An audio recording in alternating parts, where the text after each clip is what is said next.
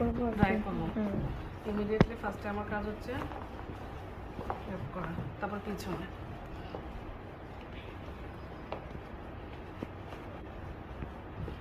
এরপরে বাচ্চাকে আমি ক্যাপ করাবো। ক্যাপটা পরাবো, ক্যাপটা পরানোর পর আমি তাকে ঢেকে দেবো এভাবে। এটা কাপড়টা চেঞ্জ করতে হবে যাতে।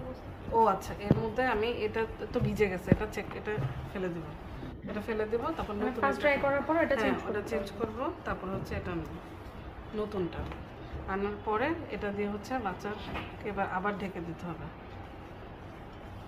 এভাবে ঢেকে রাখবো, শুধু চেস্টটা খোলা রাখবো। চেস্টটা খোলার পরে দেখবো যে বাচ্চা রেসপিরেশন নিচ্ছে কিনা। যদি বাচ্চা রেসপিরেশন নেয় ওইটা পর দেখানো আছে, যদি না নেয় এটা দেখাইছে যে যদি না নেয় তখন হচ্ছে আমরা বাচ্চাটাকে কাট করব। কাট করে প্রথমে মুখের ভিতর থেকে সিক্রেশনটা নেব, তারপর নাকের ভিতর থেকে সিক্রেশনটা নেব।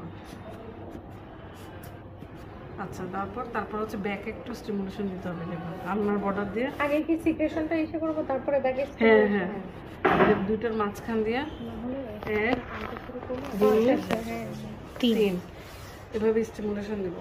দেওয়ার পরে হচ্ছে এরপরও যদি না কানলে, ও তো বাচ্চার মায়ের পেটের উপর আছে, তখন হচ্ছে আমি আম্বেলিকাসটা যে লম্বা যেভাবে ওরা কেটে দিছে ওইভাবেই লম্বা করে কেটে নিয়ে তারপর হচ্ছে আরেকটা টেবিলে রিসাসিটেশন টেবিলে রাখবো।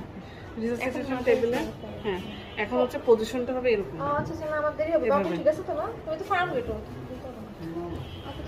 এখন হচ্ছে আমার কাজ মানে এরপর আমি দেখবো যে রেসপিরেশন নিচ্ছে না, তখন হচ্ছে আমি আম্বু করা শুরু করবো। আম্বু করবো হচ্ছে আম্বুর জন্য ফার্স্টে আমাকে এটা চেক করতে হবে। এটা এভাবে নিয়ে যদি খোলা থাকবে এটা তখন এভাবে নিয়ে যেভাবে অ্যাটাচ করতে হবে। আর এটা ফাংশনিং আছে না, এটা আমি ফার্স্টে দেখে নিচ্ছি।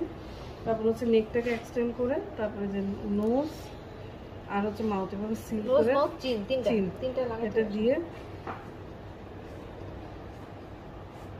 এভাবে 1001 1002 1003 1004 5 এভাবে করে আমি 40 পর্যন্ত যাব, মানে মিনিটে 40টা।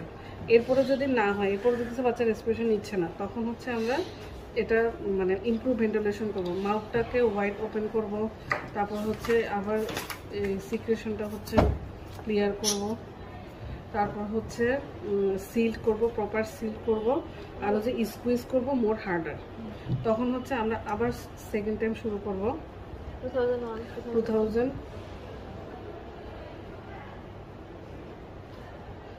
2002 2003 2004 এভাবে 2040 পর্যন্ত। এরপরে হচ্ছে আমি হার্ট রেট দেখবো।